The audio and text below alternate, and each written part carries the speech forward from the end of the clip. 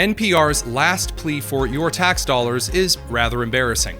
A new bipartisan House bill for illegal immigration amnesty draws serious criticism, and the midterm elections are already bucking typical trends more than a year out. I'm Tony Kinnett, host of the Daily Signal's Tony Kinnett Cast, syndicated nationally at 7 p.m. Eastern. It is Thursday, July 17th, 2025. This is the Daily Signal's top news in 10. After the Senate passed the $9 billion in DOGE cuts through the rescission package that is now on its way back to the House, Democrats and legacy media are trying their darndest to make their last plea for NPR to continue receiving federal funding. NPR CEO Catherine Mayer took to CNN yesterday morning to make an interesting claim about NPR's bias. As far as the accusations that we're biased, I would stand up and say, please show me a story that concerns you, because we want to know and we want to bring that conversation back to our newsroom. Now, it should be noted that there are no known registered Republicans currently on NPR's editorial staff. But aside from that, Senator Kennedy took to the floor of the Senate to outline a series of articles NPR has published in the last couple of years showing significant bias that Mayer apparently believes does not exist. Michael Avenatti, quote, a profile of the media-savvy attorney. How racism became a marketing tool for country music. Donald Trump's long embrace of Vladimir Putin. Monuments and teams have changed names as America reckons with racism. Birds are next. I don't know any birds that are racist. Eating less beef is a climate solution. There is no neutral. Nice white people can still be complicit in a racist society. Ibram X. Kendi says no one is not racist, so what should we do? How artificial intelligence could perpetuate racism, sexism, and other biases in society. Another, scientists debunk lab accident theory of pandemic emergence. As Trump pushes theory of virus origins, some see parallels to lead up to Iraq war. After Biden's debate performance, the presidential race is unchanged. Former conservative David French and many other pundits took to the airwaves trying to claim that by removing federal tax dollars from organizations like NPR, this was actually a grand gesture of political censorship akin to the Red Scare. That as well. So, David, can you put into perspective how much the NPR case is escalating a nationwide culture attack on free speech? Yeah, I've not seen anything like this in my adult lifetime. I think we're looking at a comprehensive attack on free speech that is maybe most reminiscent of the Red Scare. And, you know, the one thing that is so particularly pernicious about it is that Donald Trump is very shrewd, politically shrewd in his attack. He's taking on a lot of institutions that a lot of Americans don't like. So, for example, elite universities. You're not exactly going to get millions of Americans in the streets for elite universities. Or white shoe law firms. People aren't going to be in the streets for white shoe law firms. Or for big media outlets where he sued them for defamation, et cetera, or retaliated against them. So he's choosing many of these politically unpopular targets, but that's the classic move of the censors. If you go back to the Red Scare, this was a frontal attack on free speech aimed at some of the least popular speech in America. This is how authoritarianism begins. It begins not by taking on the popular voices, it begins by taking on the unpopular voices.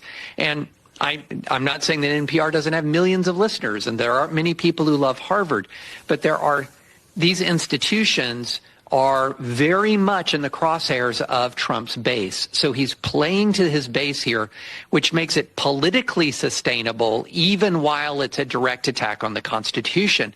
And its political popularity, at least amongst his base, is what makes this so dangerous. He has a lot of the public wind at his back when he's doing it, and then he's turning around and vilifying the judges who are standing up against him. And so he's creating a very, very dangerous dynamic here.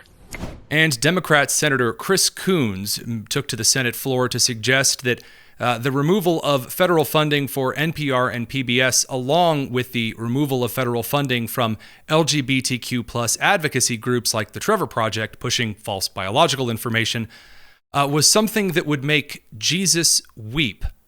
Check it out. Jesus wept.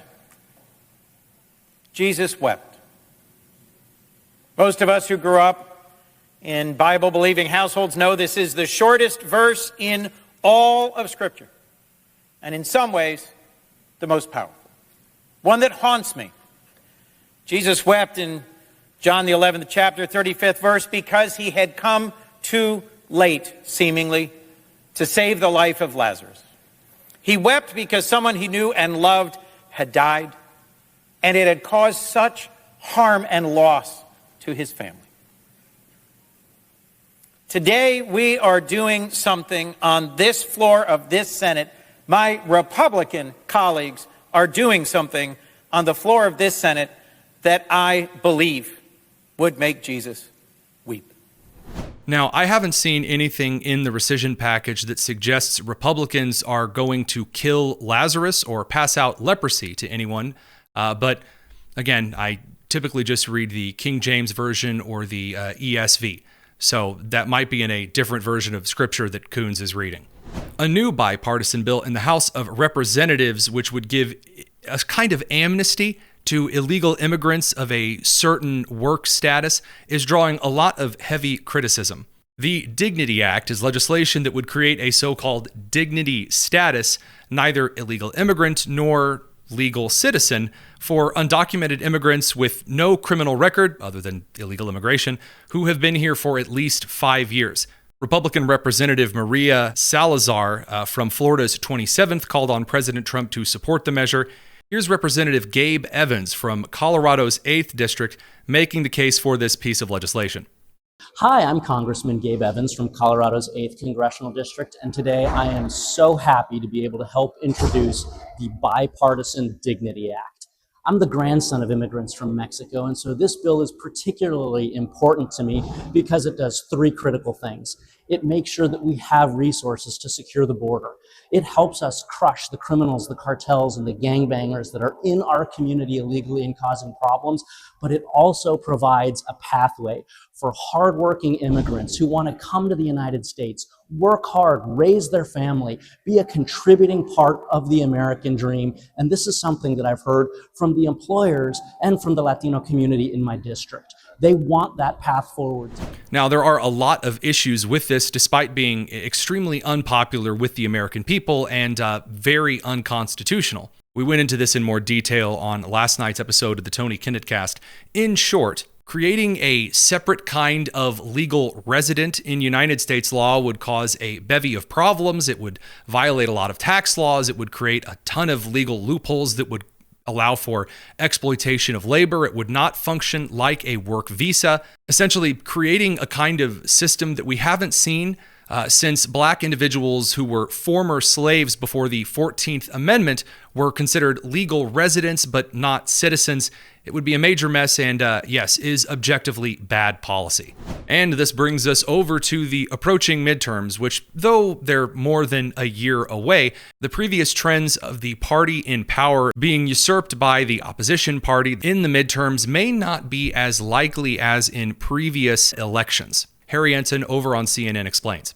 The bottom line is this. Democrats are behind their 2006 and 2018 paces when it comes to the generic congressional ballot. What are we talking about here? All right, the Democrats versus the Republicans on the generic congressional ballot, the margins. Look at where we are now. Democrats are ahead, but by just 2 points. Look at where Democrats were already ahead by in 2017. They were behind by 7 points. How about 2005 on the generic congressional ballot?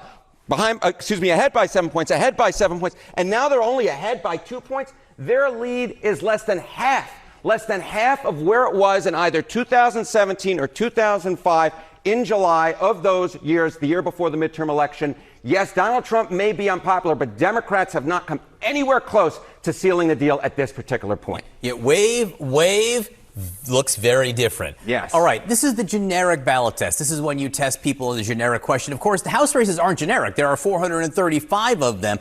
What happens when you go race by race? What happens when you go race by race? Well, it's the same idea. Okay, House seat ratings with a GOP president like back in 2005 and, of course, 2017. More net pickup seat chances. Well, last time around, look at that. Democrats were ahead by 33 seats. How about in 2005? Democrats were ahead by 7 seats. What's going on right now?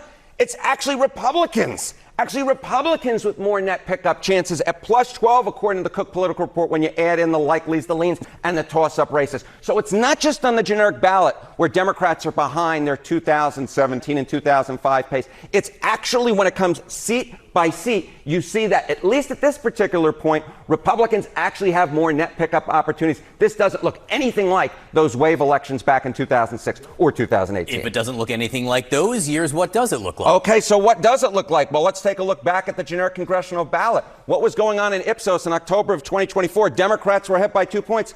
Look at where we are now. Democrats ahead by 2 points among registered voters. At this particular point, this election cycle looks a lot more like 2024 than it does than either 2018 or 2006. And so, of course, Republicans actually held onto the House back in 2024. Will it happen this time around? We'll just have to wait and see. But for anyone who's writing the Republican House's political obituaries, hold the phone. This is a reality check. Republicans are still very much in the game. Before you go, head down to the description and make sure you're subscribed to the Tony Kinnett Cast. And join us tonight at 7 p.m. Eastern, where we have on the Heritage Foundation's Hans von Spakovsky in studio for the first time ever, and we're going to talk a little bit with Kurt Schlichter from townhall.com. I'm Tony Kinnett, and this has been the Daily Signal's Top News in 10. Take care.